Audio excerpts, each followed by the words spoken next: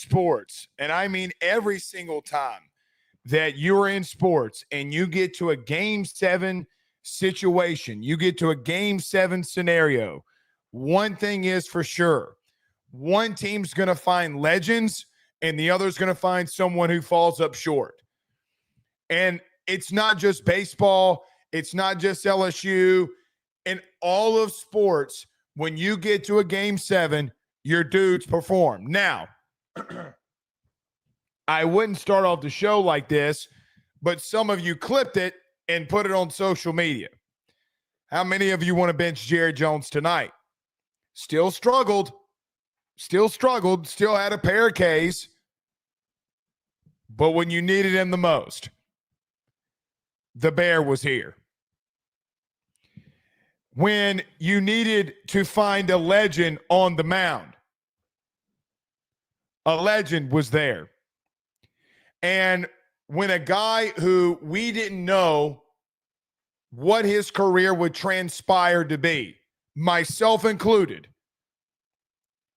he delivers and does exactly what he needs to do.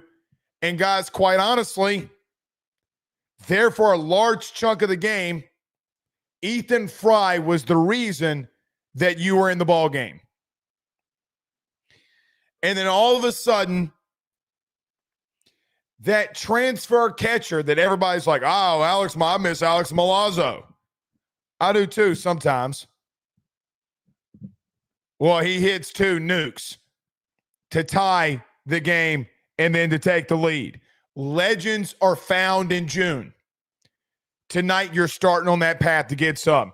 We will get to the entire game here tonight. I see super chats flying in from a galore here.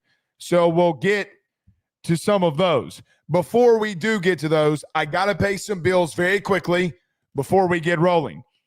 Let me tell you about our good friends over at betonline.ag. Guys, use the promo code BELIEVE50. That's BELIEVE50, BLEAV50 to receive a 50% off welcome bonus on your first deposit. That's betonline.ag, where the game starts. And our good brokerage mortgage friends over at Red Stick Financial. Give them a call today at 225-407-9250. That's 225-407-9250 today. Get a refinance. Looking to buy a home. You need to go to the top brokers in all of the state of Louisiana. Well, Blake, I'm not in the state of Louisiana. I live in Texas or I live in Mississippi. No problem at all. They are licensed with their good friend, or they are licensed in the state of Texas and in the state of Mississippi. Go over to redstickfinancial.com. That's redstickfinancial.com today.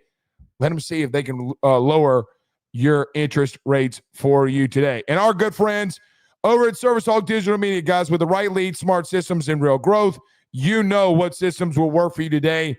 If you're in HVAC work, if you're in Generator Pro, if you're electrical pro, you need to get over to Service Hawk Digital Media today so that they can make sure that you get those right leads for all of your business. All right.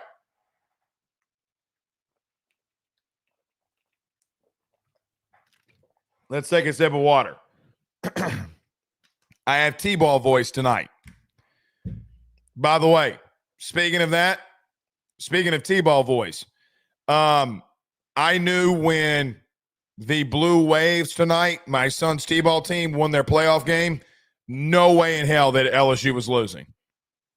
No way in hell. Said it on the whole car ride home. No way in hell. It was fate. So y'all should be thanking Ben Ruffino. Alex with a $5 super chat says, shout out to Tony Kase Evans, chef's kiss. We're getting the Kase Evans clearly tonight. But yes, what legends rise. Talent rises to the top. Talent rises to the top. Always has, always will. Always has, always will. Broad337 on YouTube with a $2 super chat says, Blake, hear me out. Ianson, #dog. Ain't no hearing you out, big dog. Ain't no hearing you out at all. Like, at all. He is a dog. And he came back and got it for you. Alex, Haydale with a $5 super chat. But yes, Ianson is an outright dog. We'll talk about him this week and what they do. He goes on Saturday, guys. Kate Anderson goes game 1, and Anthony Ianson goes game 2. And you do everything humanly possible. And if you need to get in a game 3 scenario, you go Kase Evans. It's going to be tough for a team to beat that. Alex Haydale with a $5 super chat says, I doubted this team when I tweeted at you. Now I just want to man up and apologize. Cowan starting over Evans still makes no sense, though. I see that we're going through some technical difficulties. Probably way too many people jumping into the stream, which is absolutely perfect. Stand by. I'm going to get back to his super chat. Hold on one second.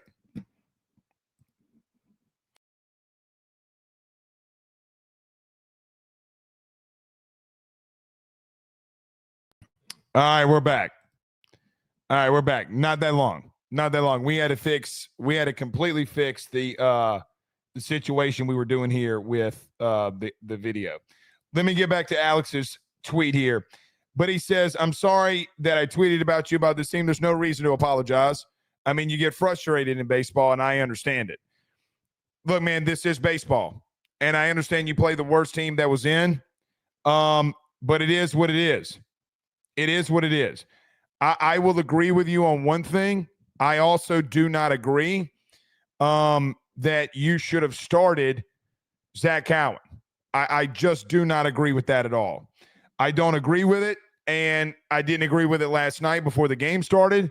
I said on last night's postgame show that if anybody starts besides Kase Evans, I would lose my shit. And to be honest with you, I didn't. I didn't, but I wanted to. I didn't like that. But Kase Evans did deliver, and you have a game 3 starter for the postseason. That is for damn sure. Alexander Taylor says, don't trust Cowan with a $2 super chat. Says, hasn't been good for a month. He had a good, somewhat run against Arkansas, but yeah, he's been bad. He's been very bad in a recent month. So, yeah, I mean, your bullpen's got to figure it out. And listen, here's the thing. Here's why I didn't like the Cowan situation. Evans has started for you this season. Cowan has not. Guys, it's a completely different routine. It's a completely different situation. I mean, like you're asking him to start. Guys, you've been playing baseball for 4 months. It's not an easy ask. Guys, he was preparing all day to start, and he hadn't started all year. Now, other people around college baseball have done that, but it's not easy. He's been coming out of the pen. It's a completely different mindset. Completely different. That's why I didn't agree with it. Frank Castle with a $5 super chat says, a little birdie told me that the Brian O'Connor hire isn't keeping Reese from entering the portal. Well, we'll get to that in a minute. Frank, remind me in the chat to get back to that because we need to get to some LSU baseball here. Cole Harville says Reeves smashes the ball. Both of those were crushed. Yeah, in the center field, you might have a situation where you got to go back to Reeves if he's going to play good defensively. Almost had a bad one there. But, yeah, you might have to go back to Reeves. Braswell struggling at the plate. That's the one that you could justify potentially if Reeves is going to play good defensively, moderately defensively, that you can make the argument there. All right, let's get rolling here. Everybody do us a favor by hitting the like and share. Share to all those groups if you're on Facebook, to all those social media pages. There's 1,912 of you in here right now. I hope all of you grace us by hitting the retweet, the subscribe, the share button if you're on YouTube. If you're on Facebook, share to all those groups and social media pages. I would be so greatly humbled. So LSU was the away team again at home, which is absolutely stupid. But the justification is the team that has been the away team the most gets the home nod here in the Game 7 scenario. Very stupid. But LSU would lead off in the top of the first in Alex Box in Baton Rouge. Then what are you doing the regular season for? So stupid. Van Cleve in for Little Rock. Derek Curiel in a 2-0 pitch flies out to the third baseman. And what would be the start of Ethan Fry's night with a home run into left field that was absolutely blasted? Guys, just absolutely what he needed to do. We're not two batters into the entire game, in the shakeup that Jay Johnson made with taking Jared Jones down in the lineup, moving in Ethan Fry instantly works. It instantly works. And good.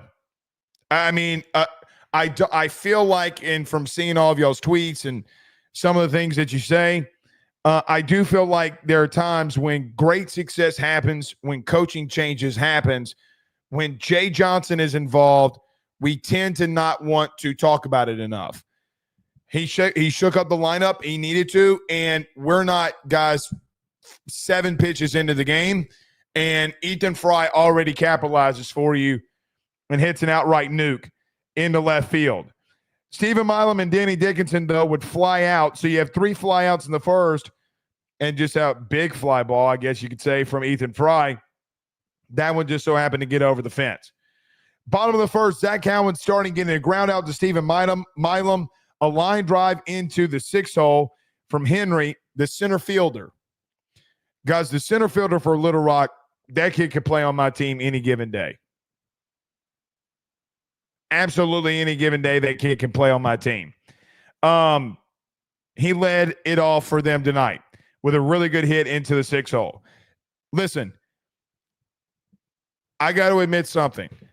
I came into this series giving Little Rock no chance. And they played extremely hard. They played loose. They played aggressive. And they played like they had nothing to lose. None signified that more than Henry, the center fielder from Little Rock. How many plays did he make tonight? Coming up with some big hits for Little Rock in crucial situations.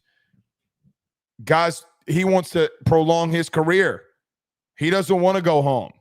And, man, listen, I got taught a lesson. Maybe some of you got taught a lesson. But that team, listen, that team in Little Rock was hot. They got on a hot streak. And regardless of what you want to make them as an opponent, Blake, they're not even above 500, whatever. They had it. They gave it everything they had. But in the bottom of the first, Henry, the center fielder who made some ridiculous plays tonight, gets a line drive single in the left field. Grock would fly out to left field, and Rhodes would strike out, and Cowan, even though he gives up a hit, it would not come back to bite him. Top of the second, Jake Brown with an infield single, a bad hop for Cano, who's also been red hot for Little Rock. Bounces out of his glove on a dive, and Jake Brown is saved. Jared Jones hits a fly ball into center field. Really hit. I mean, Ben, we wrote this down, 103 miles an hour off the bat. I mean, it's right at somebody. It's right at somebody. So, yeah, you want to get a hit. You want to get it to a gap. But when a guy's struggling that bad and he hits one at 103 off the bat into center field, be honest with you, I'm going to take it. I'm just absolutely 100 positively going to take that. So, yeah, not a bad at-bat there. Stanfield will hit a line drive into center field his damn self, but the jump, dive, whatever you want to call it, into the wall by Henry saves what could have been a run by Jake Brown. That ball by Stanfield was hit very, very hard. Kid made an unreal play. That Jake Brown and the way he runs, that's probably a run. Kid saved it for him. 100% saved it for him. So, good on him. I mean, you could have played a run there. 2 really hard hit balls. That's for damn sure. Luis Hernandez in the top of the second would ground out to the third baseman. That ball was scorched. And Luis Hernandez would have a massive night. But, I mean, you go into the second versus Van Cleve, you get an infield single, you get a ball really hard by Jared Jones, Chris Stanfield, and a ball that was a screamer by Luis Hernandez. So you were touching him early, just wouldn't find him where it didn't go and find where it needed to go. So, I mean, as much as I would hate it, I do chalk up hard hit baseballs to saying that that's baseball. Guys, when you're torching the ball like that, that's baseball. So it is what it is. Bottom of the second is where Zach Cowan got in massive trouble. Martin walked. Chaplin got hit by a pitch. And Cano, the guy who is the hottest hitter in the regional, is up. In this at-bat, he would hit a little squibber down the first base line to Jared Jones, which he would let roll foul. He wanted to let it roll foul to try to get Cano out at the plate. The problem is, in that situation, you have got to have fundamental awareness of what has been happening. Jared Jones has got to pick up that baseball in fair ground, in fair territory, and tag out Cano. You got to know that this dude was the one killing you. Now, I don't know if the coaching staff was yelling at him for it to go foul. I don't know. But regardless of that, you have to 1,000% positively on a hitter that is red hot, hotter than a hot pocket with no sleeve, hotter than crawfish coming out of the pot, right out of the boil. You got to get him out. That would come back to bite you, and where the wheels started to fall off for Zach Cowan. 2 pitches later, Cano would hit an RBI line drive single into left field, and they would tie the game at 1-1. Man, it situational awareness. Situational awareness. Cowan has got to find a third pitch. Until Zach Cowan finds a third pitch and he's fastball changeup and a fastball at 92, if he does not locate it, he's going to get smashed. Teams know that he's going to throw that circle change. In this situation, again, you're finding ways to beat you. Guys, you found a way to beat you. You beat yourself. A walk, a hit by pitch, and a ball that should not have been let roll foul. I mean,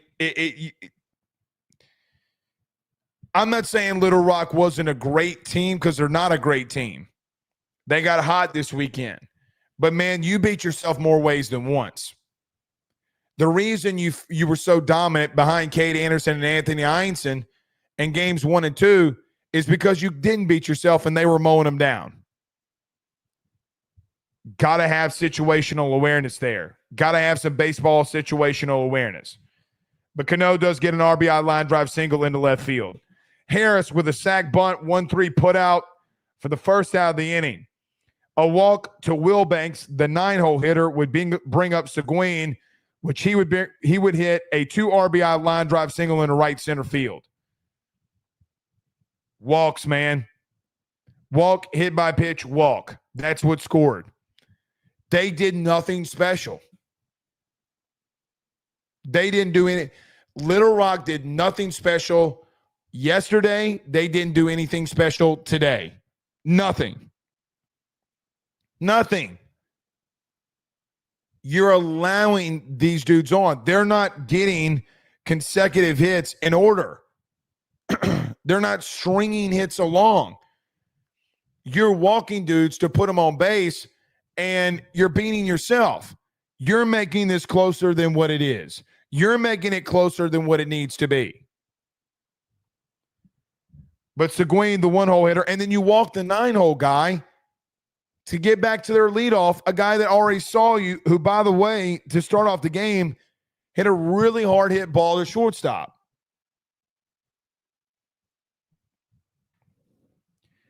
So Tigers are down 3-1 in this current situation.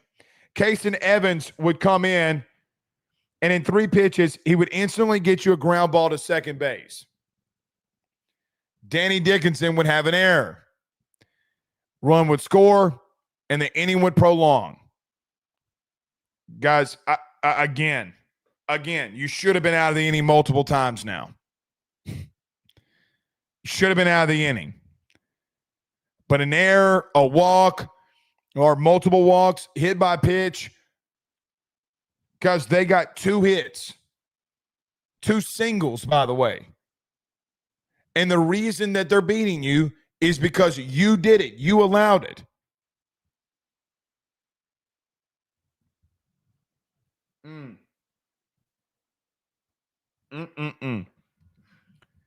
Just a bad overall inning. I mean, this happened to you in the third last night, and it happened to you again in the second. This cannot happen, man. Cannot happen.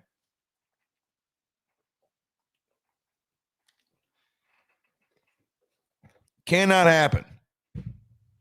Walks and errors do lose games. I see Show Enough his comment in the chat. Walks and errors will lose you games because it's why they're in it. They don't do shit out of this. They don't do shit. Because Kase Evans comes in and locks them down. So you end the second down 5-1. Fielder's choice, RBI, by the way, in that same inning, RBI bloop single after the error. A fielder's choice. Guys, you're down 5-1 in the second. Just shouldn't have happened. You can't take the inning away from Little Rock. You take that away, guys, and you dominate their ass. And the question becomes, are you going to eliminate that? But will you be able to eliminate that will be the question. Going to find out in the Supers versus West Virginia. That's for damn sure. But that would be it for him. Top of the third, LSU comes to bat. Michael Braswell on ball 4 would hit a squibbler to the first baseman, and he would be out. Derek Curiel would walk. Ethan Fry would hit a chopper ground ball over the third baseman's head. Bunting would come in that one too, over the third baseman's head. Stephen Milam would come in and hit a fly ball into deep center field. The warning track runners would advance. Danny Dickinson would walk, and you have the bases loaded. Pause right there. Guys, one thing you got to admit for damn sure is that LSU has struggled this season with getting the bases loaded and getting the big hit that they need to blow a game wide fucking open. It's happened in the beginning of the season. It's happening right now. I mean, outside of Ethan Fry being just clutch, Mr. Clutch, it's been a problem for you. They are doing too much. I will say this now that you're getting deeper into the postseason. Guys, you're talking about making a national championship run, then there are some things you got to tweak. There will be things you need to tweak. Your approach with runners in scoring position has got to change. Jake Brown swung at ball 4. Ball 4. He's trying too much or trying to do too much. Everybody's trying to get that big hit. And here's what I'd say. The elite hitters, the absolutely elite hitters, know when not to press. How many times in 2023 did we see Dylan Cruz take a walk when, quite honestly, you're wanting him to come up with the big base hit to blow the game wide open?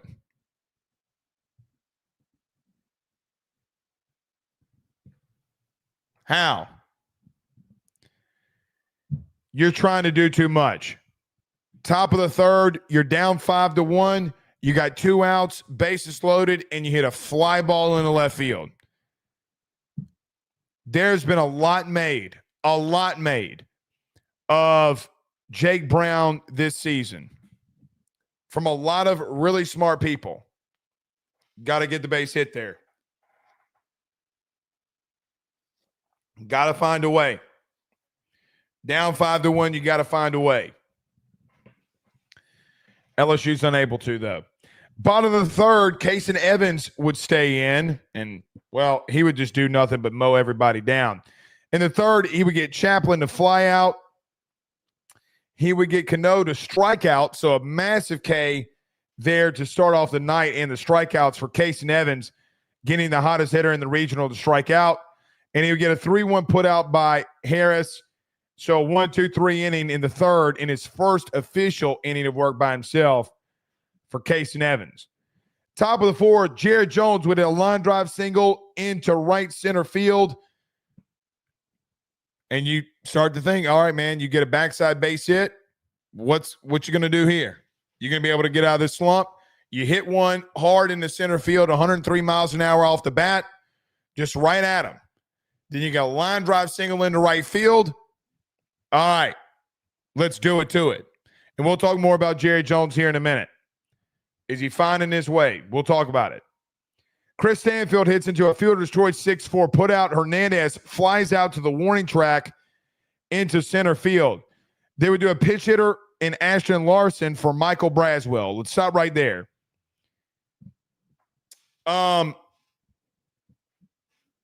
Brazzy's struggling, man.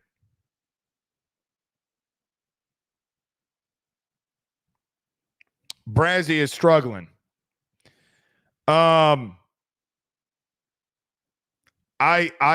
just don't mind it. I hate it for Braswell. I really do. But man, he is super duper cold right now. Super duper cold. I mean, he's colder than the Eskimo's ass cheeks. I just don't mind it. I mean, you got to go get runs, and he's not going to help produce those for you. So you got to go get some runs. But Ashton Larson would come in for Michael Braswell, and he would draw a 5-pitch walk. Derek Curiel would also be issued a walk. So a line drive single by Jones, fielder's choice by Stanfield, and 2 walks by Ashton Larson, and Derek Curiel would load him up. We just talked about bases loaded situations. This situation is with bases loaded and 1 out. And Ethan Fry tries to not do too much. He tries to make the right baseball play here. Okay? And he does. A line drive double into the right center field gap with plate 3. All 3 runners would come home, and the Tigers are down by 1. The dude's been your best hitter, man, down the stretch. I mean, he really has. So many clutch situations where Ethan Fry is coming up with a big hit. That is his 3rd hit of the night, and to that point through 4 innings, he is responsible for all 4 runs. All of them. Got to keep him at the top of the lineup, man. And you got to keep him there to protect Derek Curiel. You got to. Shake up everything else, but until the day comes where he's just having multiple back-to-back games where he's not finding it, which, I mean, you only are going to have at max 3 games this upcoming weekend. I mean, look, he just continues to deliver. Good on him. He found it, and he gets a line drive single or line drive double into right center field. Just clutch, man. Legends are made. I mean, through 4 innings, the legend was made of Ethan Fry. It was made of Ethan Fry. You're down 1 all because of him carrying your team until the other parts of your team could find up. At that point, Ethan Fry was 3 for 3 on the night, and the entire rest of the team was 3 of 21. 3 of 21. That is the stuff of legend. He can't, literally, when you talk about somebody carrying you, that is what you talk about. That is what you talk about in Ethan Fry. Because that is clutch shit. Very, very clutch shit. I I'm not going to, because it didn't win you the game. But, man, if you don't have Ethan Fry carrying you through those first couple of innings, it could have gotten bad. All right, hold on. Stand by. We're having some.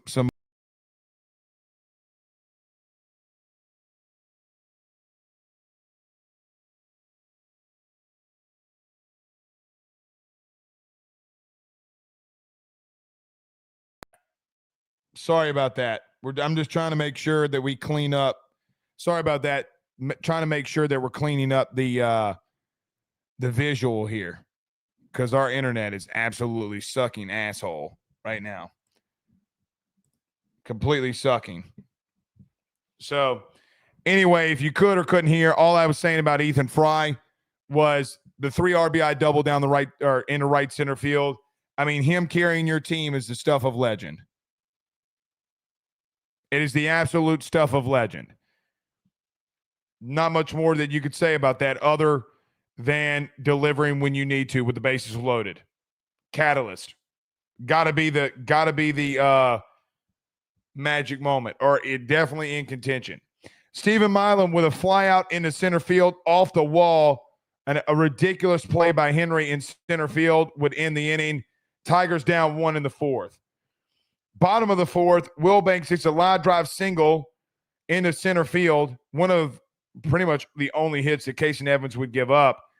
Seguin hits a sacrifice bunt, get to put out 1-3. And this is where Kase Evans would start his dynamic run. He gets Henry, the 2-hole hitter, the center fielder, to strike out. He gets Geck to strike out. And that would be the start of his dominating night. Let's roll through it.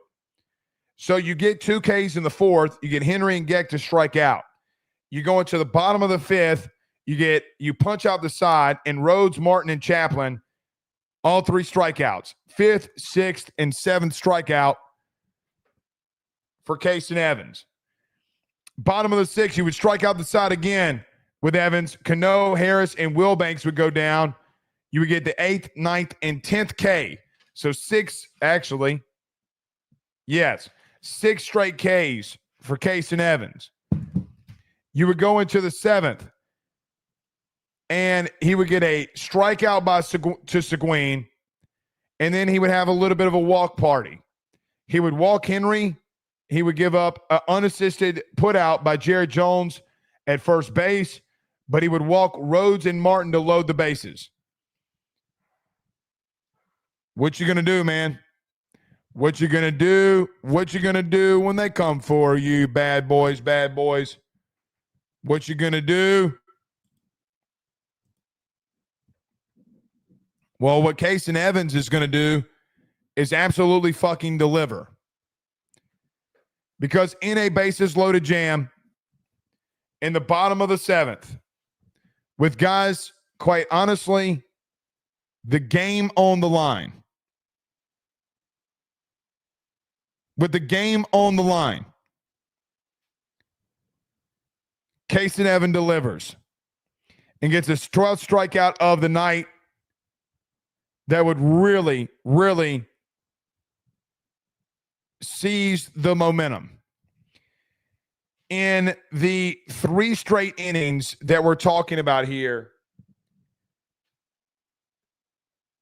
well, really the 4 straight innings, the 4th, the 5th, the 6th, and the 7th, because the star was born. Now, it's not to say that a star wasn't born with Kase Evans well before now and well before tonight, but, guys, that might be your ace next year. Very well could be your ace next year. And with your season on the line, and you go to an upperclassman and he can't deliver for you, the freshman, who all of us were talking about William Schmidt coming into the season, myself included, it's Kase Evans that you turn to in the number 1 overall recruiting class, one of the top freshmen in the country, and he delivers. He flat out delivers for you. Now, in the 7th, he was his own worst enemy, issuing 3 walks and 4 batters to Henry, Rhodes, and Martin. But he also got 2 Ks And he also got you out of the inning. Just absolutely impressive stuff.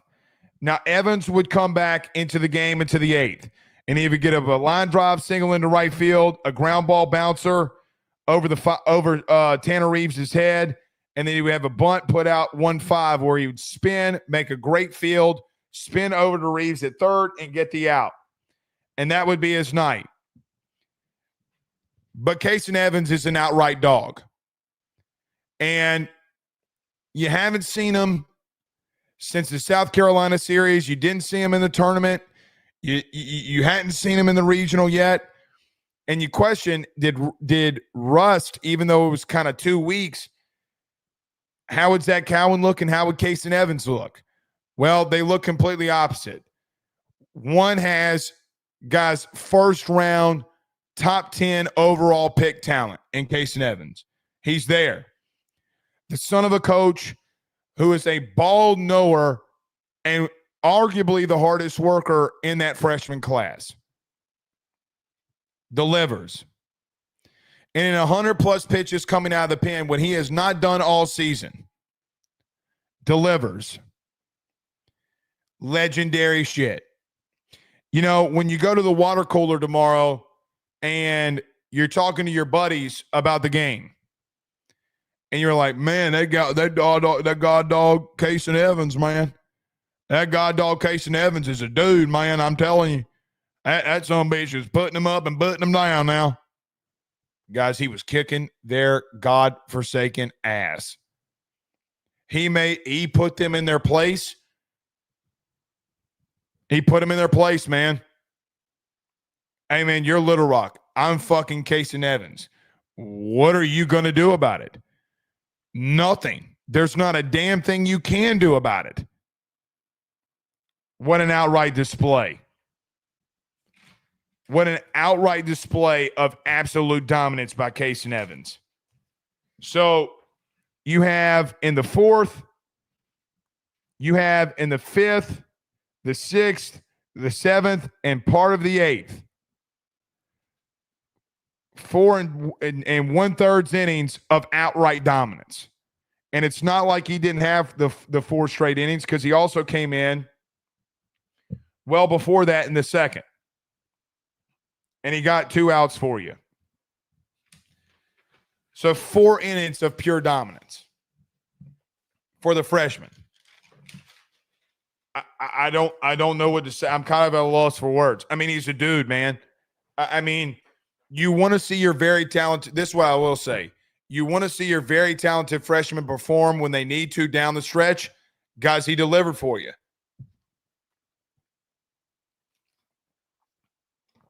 He delivered for you in the most crucial moment, in the most crucial time.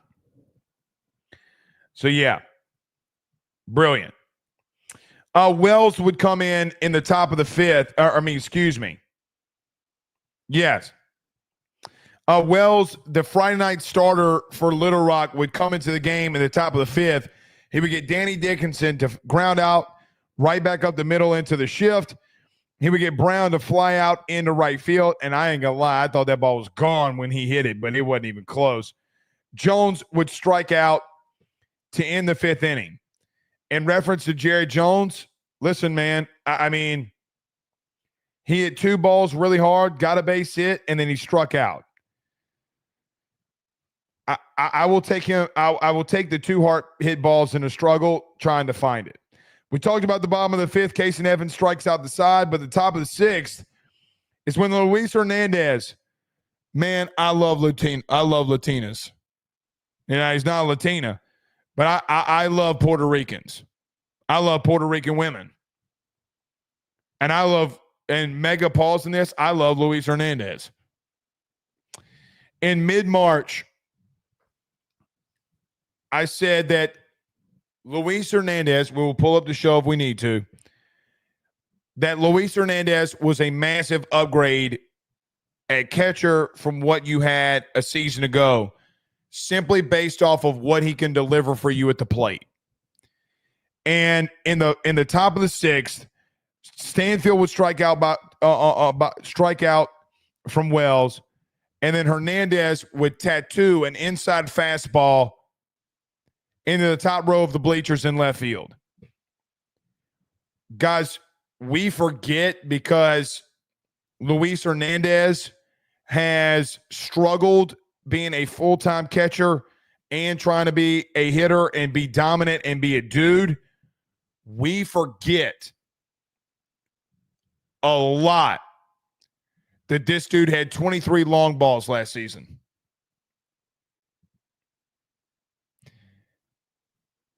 He tattooed that baseball to tie the game. We have not talked about Luis Hernandez yet. We talked about Ethan Fry. We talked about Kase Evans. Luis Hernandez, stand up. You can tell the guys that it meant the most to tonight. You could tell. And listen, I thought your team played extremely hard. There was a lot of hard-hit baseballs tonight. A lot. But, man, Poppy, what they call him, Luis freaking Hernandez, with the game-tying home run that sent the box into the loudest I heard it all weekend. Luis is good behind the plate, man. He's very good behind the plate. I don't give a shit what anybody tells me. I love what he does behind the plate in reference to blocking balls up, the suffocating method of I'm just going to inhale this baseball and let you run, but this isn't getting past me. Guys, he's been very solid. He's been a rock. And tonight he was a rock for you. But good hitters, let's say this. No, great hitters. No, let me retract that. You cannot trick baseball knowers a lot. What do I mean? Luis Hernandez saw this Wells kid on Friday, and a guy that sits behind the plate with an elite pitching coach, and yes, I said elite, pitching coach and Nate Yeske, you're just not going to confuse him. I go back to that Texas series, by the way, when he hit a home run off of Jared Spencer, the ace for Texas. He was a catcher for Jared Spencer at Indiana State. When you know what a guy's tendency is, you're just not going to fool experienced hitters and ball knowers. Like, hey, I know on this 2-1 count, he is going to throw it inside, and I'm going to tattoo it. And I'm going to kill it. So he did. Top of the sixth, still, Reeves would fly out to the warning track. Man, Tanner Reeves got 2 really hard hit balls tonight. And Derek Curiel would line out into center field, and that would be the top of the sixth. Bottom of the sixth, I know that we talked about Kase Evans a little, but he would strike out the side again and get his 8th, 9th, and 10th K of the evening. Good Lord, how atrocious is that shit? Guys, 12 Ks on the night when you didn't start the game is atrocious. It's atrocious. I mean, good Lord. Good Lord. I mean, it's just absolutely impressive. Guys, you're watching a superstar. I'm telling you, Kase Evans. I mean, that's not a hot take, and it hadn't been a hot take all year. You're just watching a superstar. You're watching a fucking superstar. A dude that can do it, man. God, he was impressive. And listen, stopping Little Rock in their tracks gave you the chance to come back and fight. And quite frankly, it gave you the chance to get the momentum back and seize what is yours. It did. So good on him. God, he was so damn good tonight. Top of the seventh, Wells would stay in the game. Fry would hit a line drive double into right center field. He would also advance on a wild pitch to third base. It was at the top of the seventh where I started tweeting out during the game. I don't care what you do. I don't care how you do it. But Steven Milam's up the plate. get a ground ball to the right side of the field. The only goal that Stephen Milam had in this specific situation was get a ball, hit a ball hard on the ground to the right side of the field and let Ethan Fry score. Hell, might even get through. If they're going to play up, get one in the air. Get him in. Let's break this tie game at 6-all or 5-all, excuse me. And Stephen Milam did just that. You know, Stephen Milam came into the regional struggling badly. I thought that he had a really good series. Actually, a very good series. And regional. Hitting the ball where it's pitched and doing the right baseball thing by getting a hard hit ground ball, and he got one right back up the middle. And it being hard hit, the shortstop, Seguin, is unable to field it, and you break the tie as Ethan Fry scores. Guys, that's great baseball. It's just great baseball. Would you rather a base hit there? Sure. But executing and getting the job done and laying it down for the team's purpose is great baseball.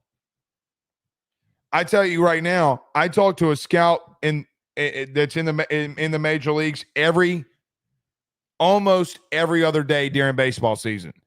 And in that situation, he would tell you that's a plus in the column of Stephen Milam, because it is. Make the right baseball play. Scouts still love that shit.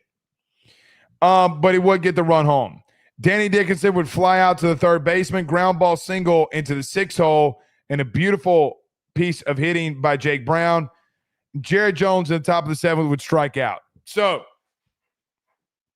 what do we have right now from the Big Bear? We have a hard hit ball into center field. We have a line drive single into right center field. And we have back-to-back strikeouts. And this one comes on Wells. I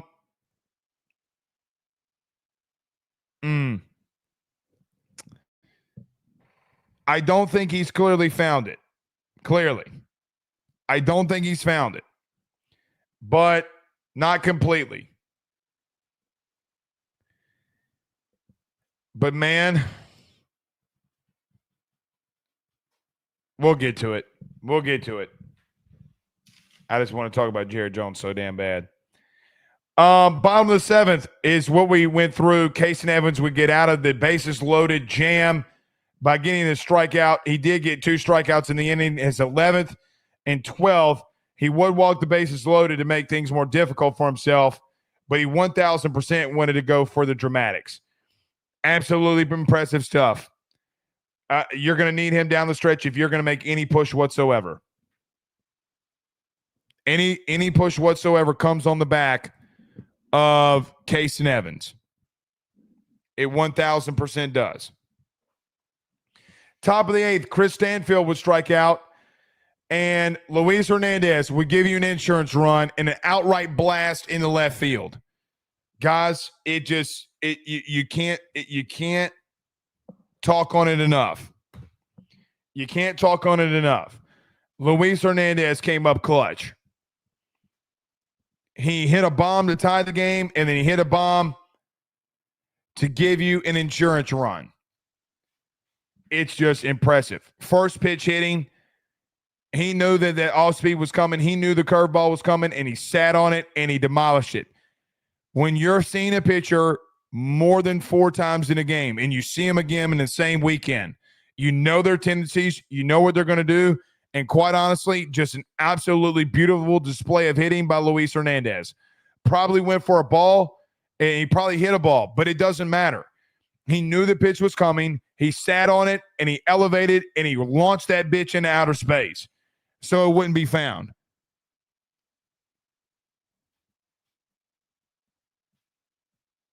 Beautiful. Absolutely beautiful set of hitting. Reeves would strike out, but he would be on base because of a pass ball by the catcher. Royal, a lefty, would come in. Derek Curiel would strike out on a check swing Ethan Fry and Stephen Milam would walk, and you have the bases loaded again for Danny Dickinson.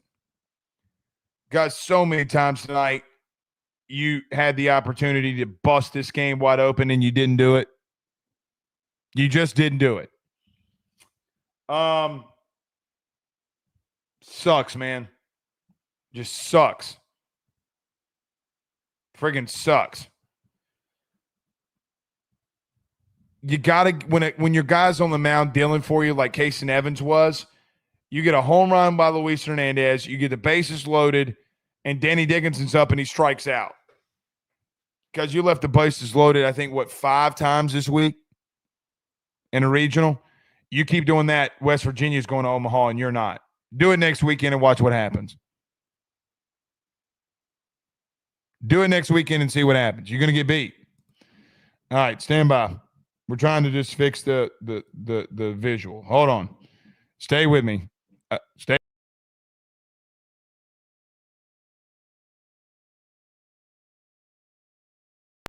But yeah, trying to fix everything that's going on here. All right, we're back. Looks like we might be okay. Sorry about the internet issues at 12:51 in the morning. Can't really help it. But you got to come through. Here's what I've noticed with Danny Dickinson too, by the way. Danny Dickinson hit 2 bombs, 2 outright moonshots, in game 1 of the regional. And you mean to tell me, that you changed your bat that you were using? Why? Did y'all notice that? Kase Evans changing his, not Kase Evans, Danny Dickinson changing his bat mid-regional, going back to his old bat. What is that about? Like, what in the hell is that about? I don't know. It just dumbfounds me, man. Bottom of the 8th, Cano would hit a line drive single into right field. That kid should be on the all-tournament team. Good Lord. Ground ball bouncer over Reeves' head for a single, so 2 on, no outs. Wilbanks would bunt, but Kase Evans would field his position brilliantly and make a spinning throw to third base to get the out. And what we talked about last night is what I thought Jay Johnson would do. Anthony Ianson comes in for the Tigers in the top of the order for Little Rock and Seguin. Guys, everybody but Cooper Williams, everybody but Cooper Williams and Cade Anderson were ready to go tonight. And I think if you got in a really bad situation, you would go Cade Anderson too. You'd have to chop his fucking arm off to keep him out. But you went with Anthony Ianson.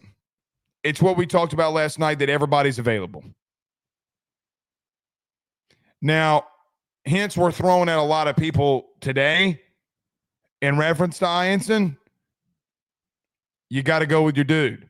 Tennessee did it. Ole Miss did it. Murray State did it. North Carolina and Oklahoma didn't have the chance to do it because they just beat the shit out of Oklahoma. And then you did it. Guys, it's win or go home. For the Super Regional, listen, he stayed under 40 pitches in Ianson. And in that situation, guys, he would have thrown a 35, 40-pitch bullpen today any goddamn way. So you just got to do it with the bright lights on. And he did. That's for damn sure. All right. Top of the yeah. So Ianson would come in. He would give up an RBI ground ball single into right field. Guys, he gave up a single with runners on. It is what it is there. But he would get Henry strike. He would strike out Henry looking, and he'd get a ground ball to Tanner Reeves. That was a bang bang play. Really, almost Tanner Reeves almost airmailed that one. So yeah. Top of the 9th. This is where you win it. Jake Brown would walk and advance on a wild pitch to second base. And then Jared Jones, the Bear, would come up And when you needed him the most, Bear Jones comes up in the top of the ninth, and it's a 2-run bomb in the center field to solidify it. The dagger. I don't know what it is in store for LSU this upcoming weekend versus West Virginia. But if you're going to win that series, that Big Bear's got to get moving. He's got to get moving, man.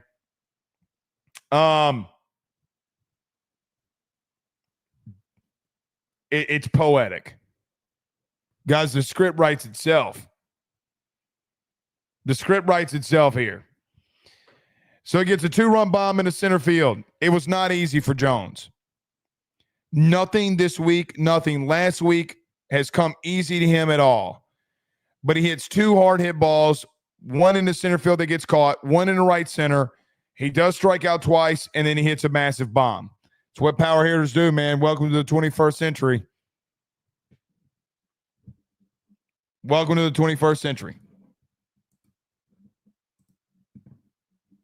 So that's what they do. Stand by.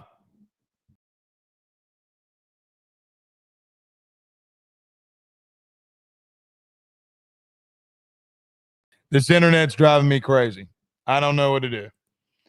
But we're here grinding it out at 1 a.m. in the morning. Who gives a fuck? Absolutely nothing came easy to the Big Bear this weekend. Nothing. Absolutely nothing came to the Big Bear easy this weekend. Your best players find ways to deliver when it means the most. And that's what he did. Make fun of the opponent, make fun of all of it. But, guys, last night, a lot of you came in the chat and said that you wanted Bear Jones to be benched. Some of you in group text, send them to me. Some of you send them in DMs. You know exactly who you are. Some of you that were sending this shit in reference to him. And he proved that you're an idiot. He proved to you that you're an idiot. And it doesn't mean don't shuffle up the order. Doesn't mean any of that because Ethan Fry delivered for you out of that 2 spot. But your big guy delivered where he needed it. Stanfield would get a hit to third base, but an error would ensue. He would advance on the wild throw. Hernandez with a line drive RBI single into left field. Beautiful shit. Reeves, fly ball into center field that I thought was going to be a home run. Curiel and Fry both ground out to the second baseman. Anthony Ianson comes in, gets Rhodes to strike out, Martin to ground out to Danny Dickinson, and would strike out Chaplin to end the game. And the Tigers advance to the Super Regional. Look, we're going to talk a lot about the Super Regional. I'm not doing that here tonight. But what I am going to say is it was tough. Again, nothing came easy for you. Stand by. God bless it. This damn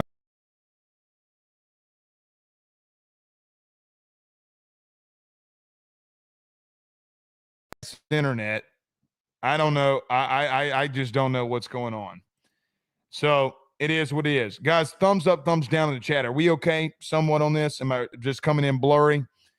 Can y'all hear me? If you can hear me, it'll be fine. We'll just muscle through it. So, yeah.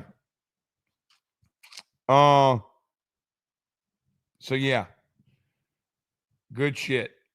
Absolutely good shit. I think we read this. Let's get to some super chats. Cole says Reeves smashed the ball both times. It was crushed. I agree.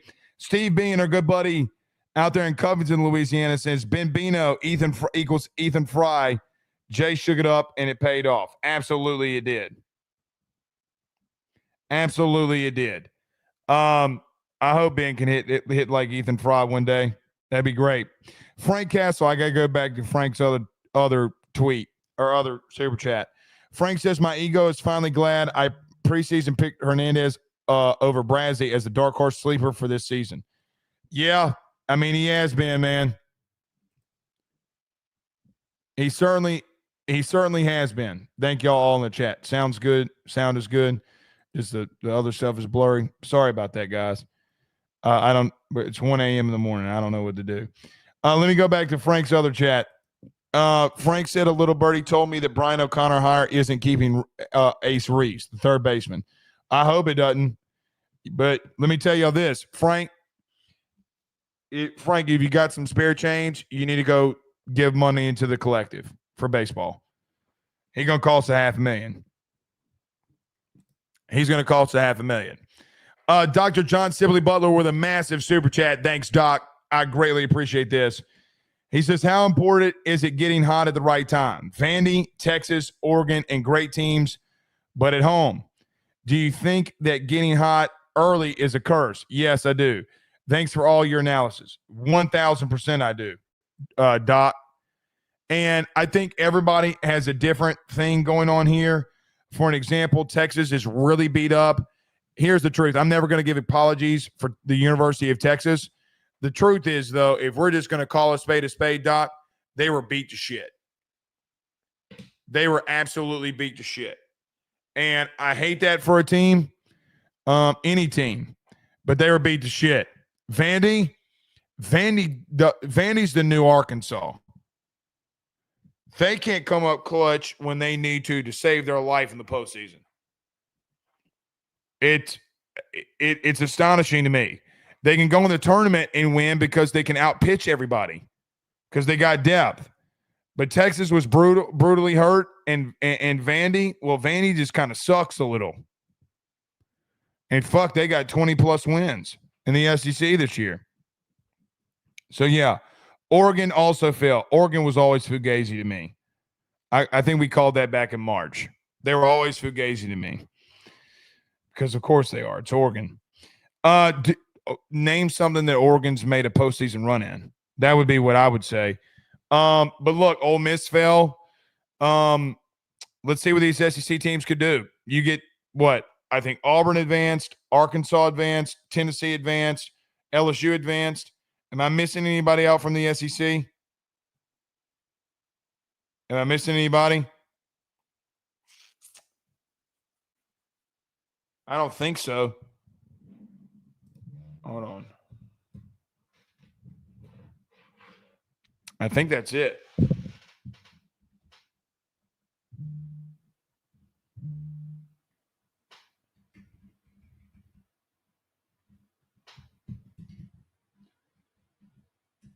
Yeah, I'm pretty sure that's it. Let's look at this here. The bracket. So Louisville and Miami advance. So one ACC team's getting to Omaha. Florida State and Oregon State matchup in a super regional. North Carolina and Arizona matchup in a super regional. Auburn and Coastal Carolina matchup. Tennessee and Arkansas matchup. So one SEC team for sure is going to be there. LSU and West Virginia matchup. Murray State and Duke matchup. And UTSA and UCLA matchup. Man.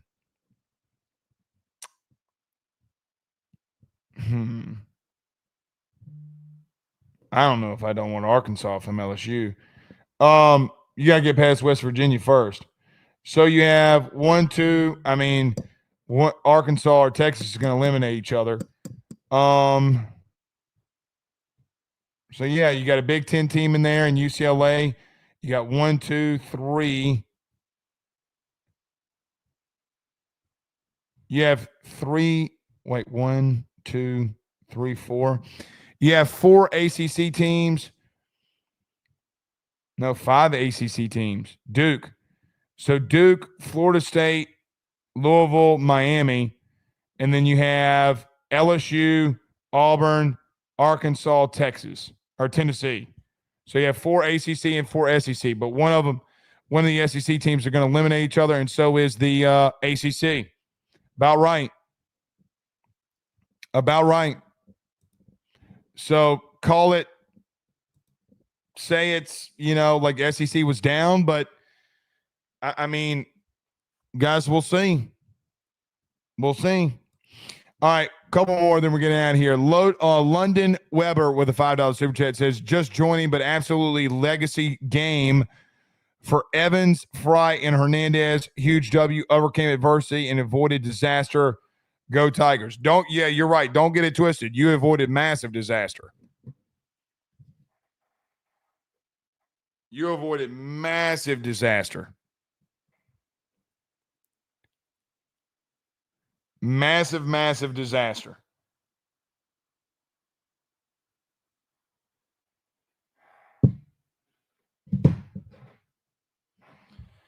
So, yeah. Black Connection says, think Vandy has 3. They won back-to-back when they had Dansby Swanson. Yeah. Pie Mayo says 10K subscribers soon. Yeah. And we're about to hit 20K on Rufino and Joe show. So yeah. Pie Mayo, or Moyo, excuse me. I would get all your friends to sub, man. When y'all at work, tell your buddies to sub to the channel. You know they like LSU. Anthony B. Sage says, ask Blake, who do you say we got the favorable side of the bracket if we make it to Omaha? I don't know. I just want to beat West Virginia. Now, I'm going to tell you this.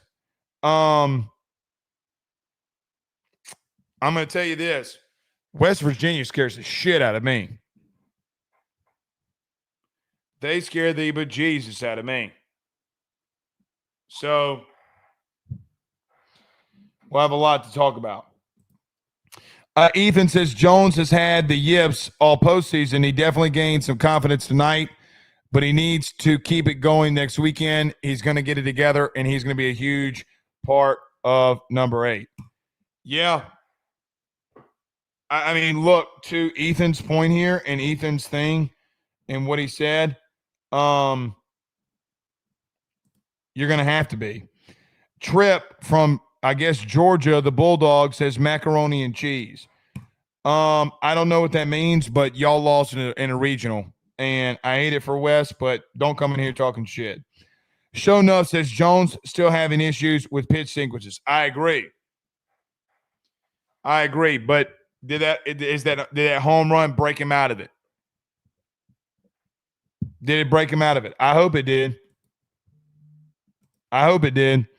Brandon Reese says Jones hitting that home run should be a confidence booster for him going forward. Yeah, it should. I hope it is. All right, last one that we're getting out here.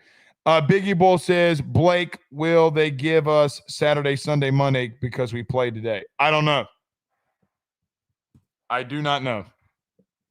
We'll have to find out. All right, guys, sorry about some of the visual stuff from the internet side of things, but we're out of here. We'll see y'all tomorrow. We still get to talk baseball. Beautiful, beautiful shit. Thank you for all who sent in super chats too, by the way. See y'all tomorrow, man. Y'all have a good one. Peace.